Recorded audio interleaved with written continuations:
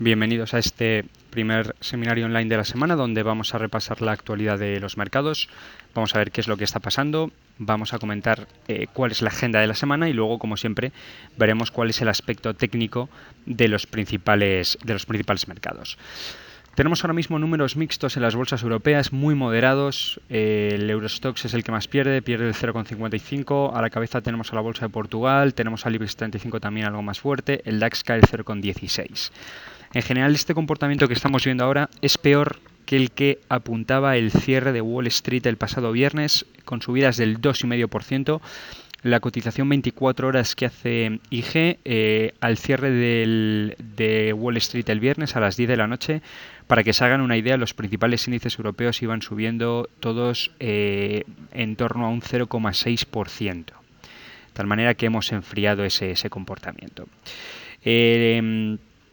Hemos tenido en Asia una sesión mixta, caídas del 1,5% de la bolsa de Shanghái, subidas del 2% de la bolsa de Tokio, que sigue celebrando las medidas que anunció el Banco de Japón el pasado viernes de pasar la tasa de depósitos a negativa.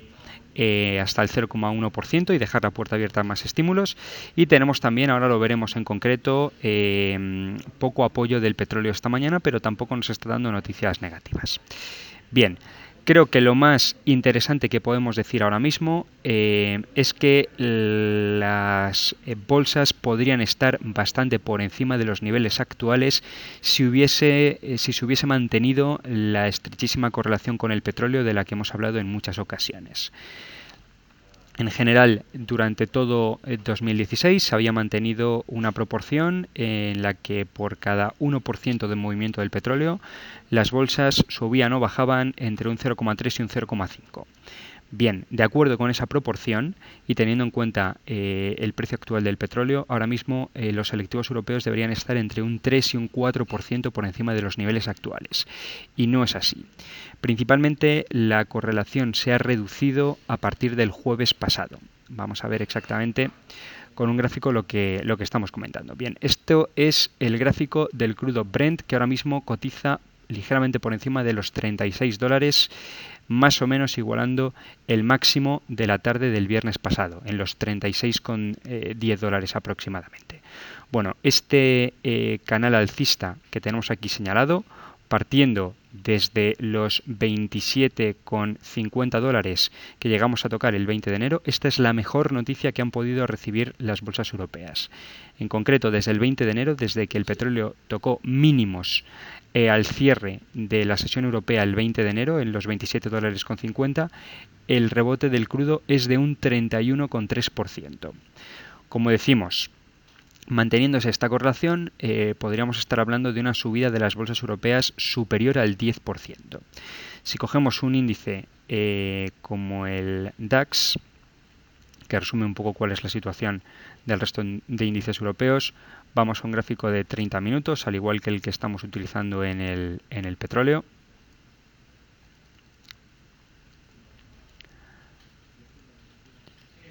Más o menos estaríamos hablando de la tarde del 20 de enero. Vemos cómo los mínimos del petróleo coinciden con los mínimos de las bolsas. Bueno, pues el rebote desde esos mínimos es del 5%, cuando según la correlación que estábamos viendo anteriormente, debía estar más cerca del 10% que del 5%.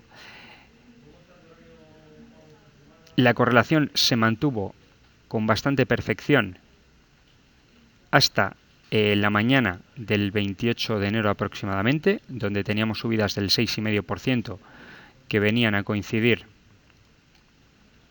Estamos hablando de la mañana del 28 de enero, es decir, más o menos aquí, con subidas que en el caso del petróleo por aquel entonces eran del 23%, es decir, más o menos hasta ahí manteníamos esa relación de que por cada 1% de subida del precio del petróleo las bolsas subían un 0,3%, un 30%, y por tanto tenemos que la correlación se ha roto con el último impulso alcista del petróleo, impulso alcista que podemos decir que nace aquí, en la mañana del 28 de enero. Desde la mañana del 28 de enero, desde las 8 de la mañana en concreto, el petróleo sube otro 7,9%, mientras que ahí ha sido cuando las bolsas europeas han dejado de subir.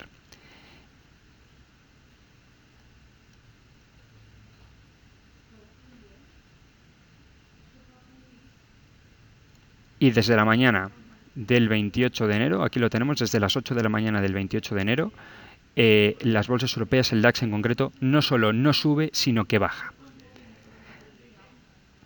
En concreto, baja aproximadamente un 0,6%.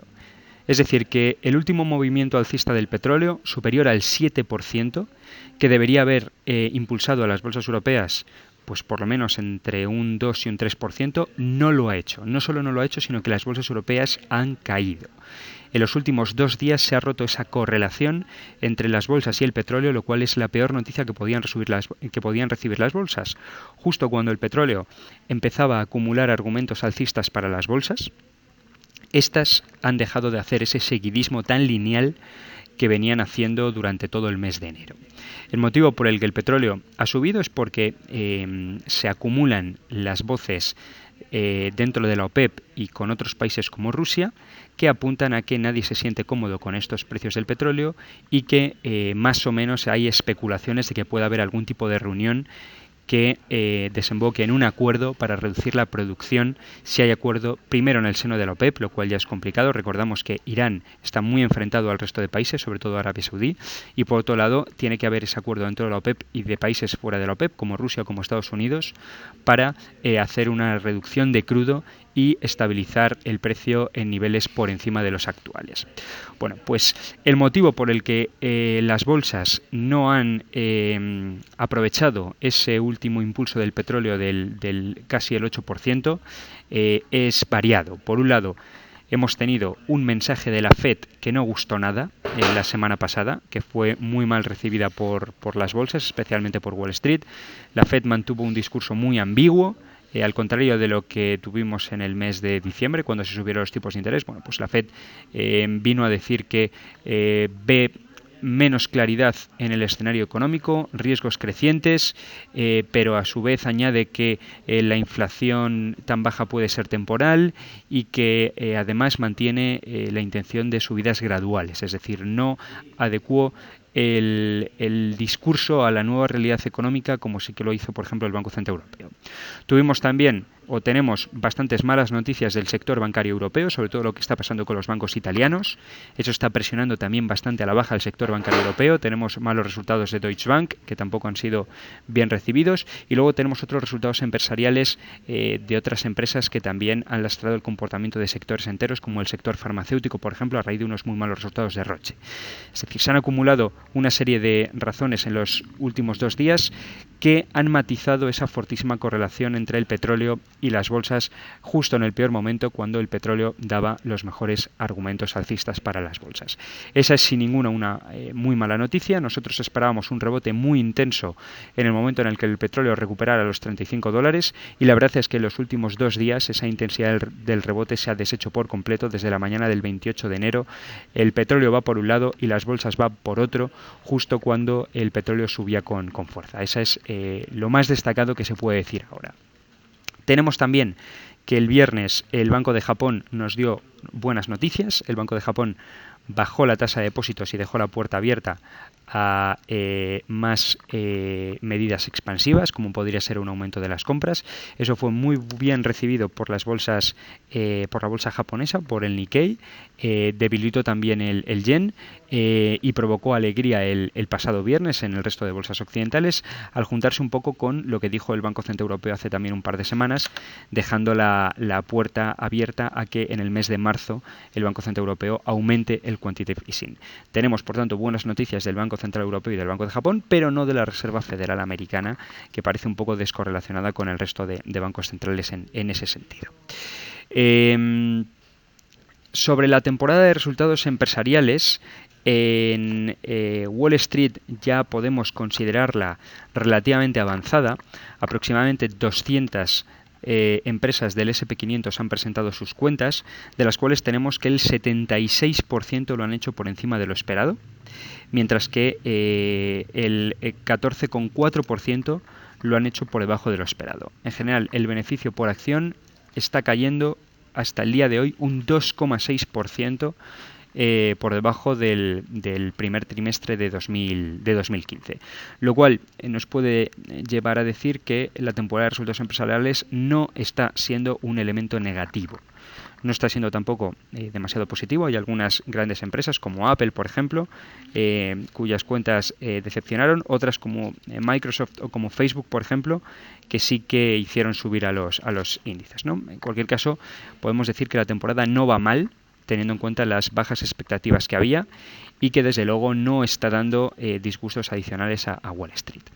Bien, esta es la primera semana del mes. Como siempre, en la primera semana del mes es donde se acumulan los datos macroeconómicos más importantes de todo el mes. Hoy es día de PMI de manufacturas. Hemos conocido los PMI de manufacturas de todos los países europeos. El de España ha quedado muy por encima de lo esperado. Ha quedado bien el de Alemania. El de Francia ha quedado en lo esperado, igual que el de la eurozona. El de Italia ha quedado más flojo que lo esperado. El del Reino Unido ha quedado también flojo. Antes de esto los hemos conocido en China. En China hemos conocido 3 PMIs, el PMI de manufacturas y el PMI de servicios oficial y el PMI que calcula de manera privada Caixin.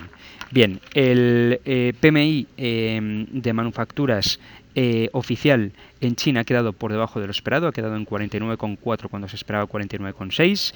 El de servicios ha quedado también flojo, por debajo del dato anterior.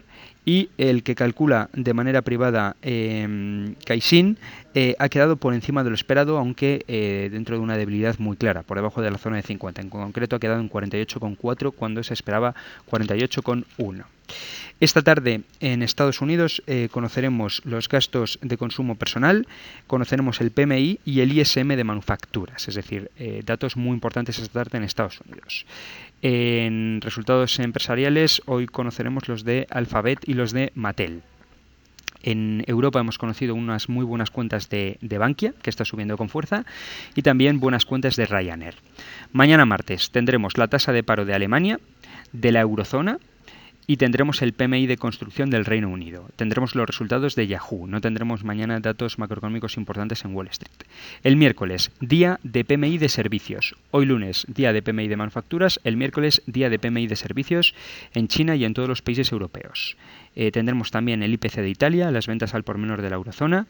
Y tendremos también en Estados Unidos, por supuesto, el PMI y el ISM de servicios y los datos de empleo de la consultora ADP. En resultados empresariales tendremos los de BBVA y los de gas natural. El jueves hay reunión del Banco de Inglaterra, de la cual no se espera ningún cambio, y tendremos en Estados Unidos la productividad no agrícola y los pedidos a fábrica. Y finalmente el viernes, pedidos a fábrica en Alemania y los datos completos de empleo de Estados Unidos del mes de enero. Siempre el dato muy importante a las 2:30, todos los primeros viernes de cada mes. Datos completos de empleo de Estados Unidos. Recordamos que los dos últimos datos de empleo, los del mes de noviembre y diciembre, han sido muy positivos, han quedado muy por encima de lo esperado en Estados Unidos.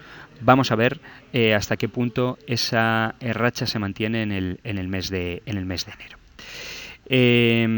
Bien, hecha esta introducción, pasamos a analizar los principales mercados. Hemos hablado del petróleo, vamos a hablar del S&P 500. En general, estamos en que el mes de enero ha acabado siendo el peor mes de enero para las bolsas desde enero de 2009 y el peor mes desde el mes de agosto. S&P 500 con gráfico diario. Bueno, en general nos estamos alejando de los mínimos, esos mínimos tan claros que registramos en el mes de agosto y que se volvieron a tocar en el intradía el pasado 20 de enero. Mínimos que podemos cifrar en el S&P 500 aproximadamente en la zona de 1.835 puntos. Ahí tenemos un doble suelo que de momento es una buena señal técnica. si se perdiese esos 1835, la cosa empeoraría muchísimo, pero pese a perderse en el intradía el 20 de enero, conseguimos cerrar muy por encima de esos niveles, lo cual es sin ninguna duda una buena señal en el corto plazo.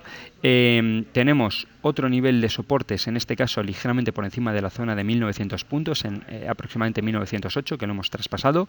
Resistencias: la primera, los máximos del pasado viernes, 1938, que coincidió con el cierre. Entre 1938 y aproximadamente 1950 hay una zona de resistencias. La primera zona de resistencias nos la encontramos ahí, entre 1938 y 1950. Por encima, siguiente zona de resistencias en el S&P 500, entre 1990 y los 2000 puntos. Dos zonas de resistencias. Vamos a ver si por lo menos esta semana conseguimos traspasar una y conseguir cerrar la semana por encima de los 1950 puntos. Para que se alejasen el mal ambiente que hay en las bolsas, tendríamos que sobrepasar los 2000 puntos en el S&P 500, donde entraríamos en una zona de confort, por encima de los 2000 puntos. A nivel mensual, gráfico mensual, vemos como el mes de enero, finalmente en el S&P 500 nos ha dejado caídas superiores al 5%, peor mes desde el mes de agosto. En el mes de agosto tuvimos caídas de un punto mayores y en general vemos cómo es difícil encontrar velas bajistas tan grandes. Tendríamos que irnos a lo sucedido entre agosto y septiembre del 2011 para ver una racha tan negativa, y por supuesto lo que ocurrió en el año 2008 y 2009 para ver meses con caídas superiores al 5% en la bolsa americana. En la bolsa europea hemos hablado del DAX en gráficos de 30 minutos, vamos a un gráfico diario. Bueno, DAX, importante también decir que también respetó perfectamente los mínimos, el soporte estructural que llegó a tocar el 20 de enero en la zona aproximadamente de los 9.325 puntos, que en el caso del DAX nos deja un triple suelo. Ese nivel fue tocado el 24 de agosto, fue tocado una vez más el 29 de septiembre en este caso, y ha sido tocado el 20 de enero. Es decir, esta zona de los 9.325 puntos aproximadamente en el DAX tiene una relevancia total. Aquí lo vemos.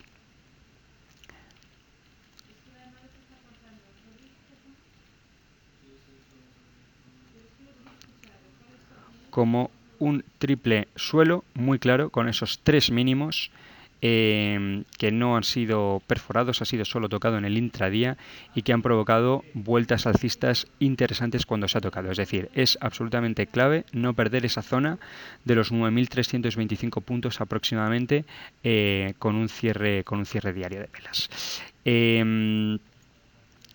Superamos también la zona de los 9.600 puntos, donde ahora mismo está el soporte. Vemos cómo estamos con un gráfico de velas Heiken Ashi diario, y vemos como en general todas las velas que estamos teniendo desde el 25 de enero son velas poco concluyentes.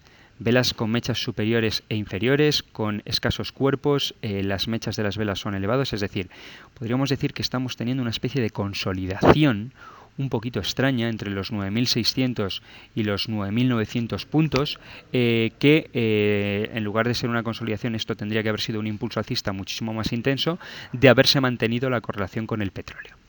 Entre 9.600 y 9.900 puntos tenemos este recorrido del DAX. Los 10.000 puntos es una cifra redonda muy interesante por el DAX.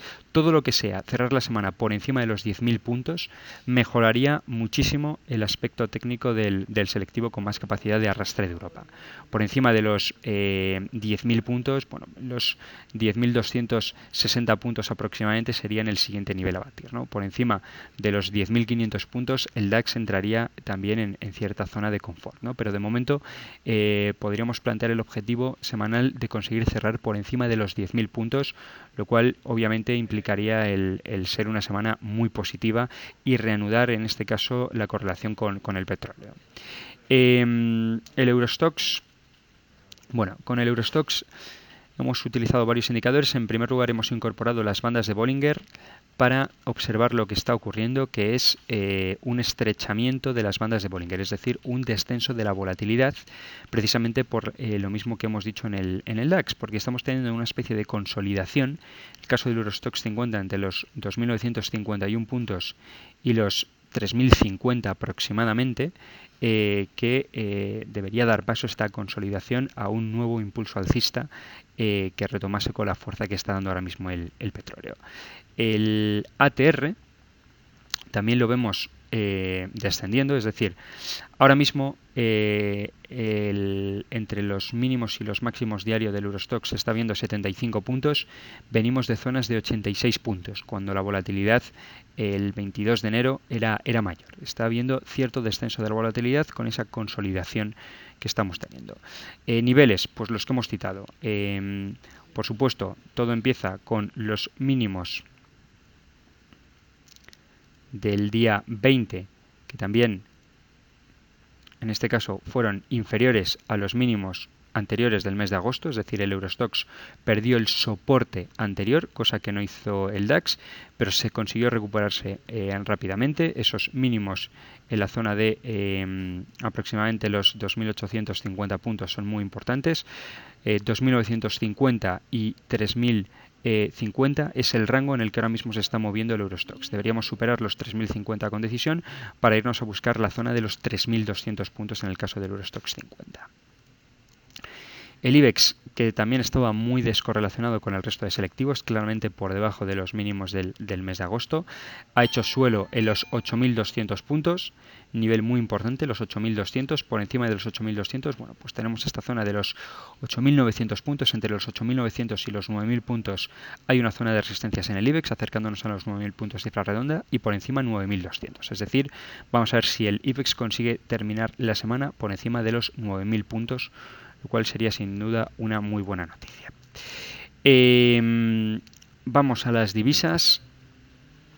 En el eurodólar poco ha cambiado la cosa.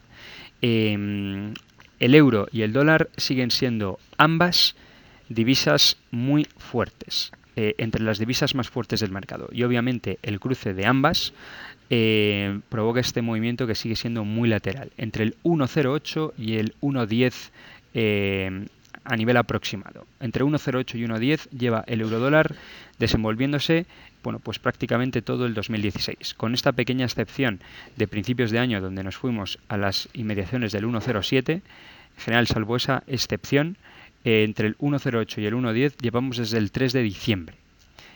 Con esa pequeña excepción de la primera semana del año donde perforamos el 1,08 y nos fuimos al 1,07. Luego recuperamos el 1,08 y seguimos entre el 1,08 y el 1,10. Es decir, el eurodólar, más allá de para trading o scalping, no está dando demasiadas oportunidades para buscar tendencias algo más allá de esos 200 puntos básicos entre el máximo y el mínimo relativo.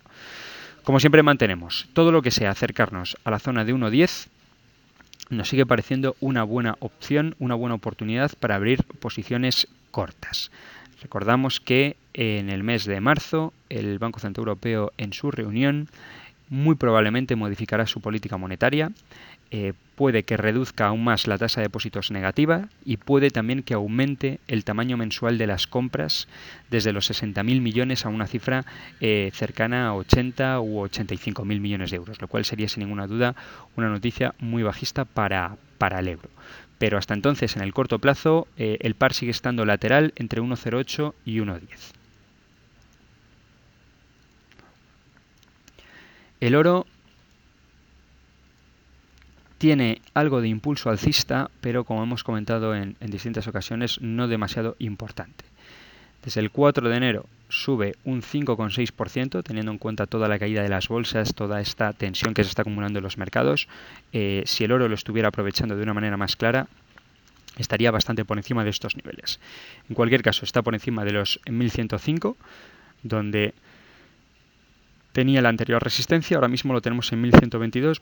Con el oro, lo que decimos un poco siempre, nos parece que es un activo que no tiene demasiada volatilidad, no tiene demasiado recorrido cuando estamos en fases risk on del mercado, es decir, en subidas bursátiles el oro no lo hace bien, y cuando estamos con clara tensión en los mercados, bueno, pues tampoco es que tenga rallies espectaculares, ¿no?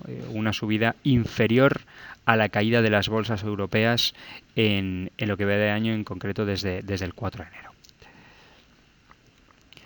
Y terminamos de nuevo con el petróleo, del que ya hemos hablado. Muy interesante la recuperación que estamos teniendo desde mínimos. El petróleo estaba muy sobrevendido y parece que le está viniendo muy bien el ruido que se está formando en torno a la expectativa de que se convoque una posible reunión para discutir una reducción de la producción que consiga estabilizar el precio del barril por encima de los $35.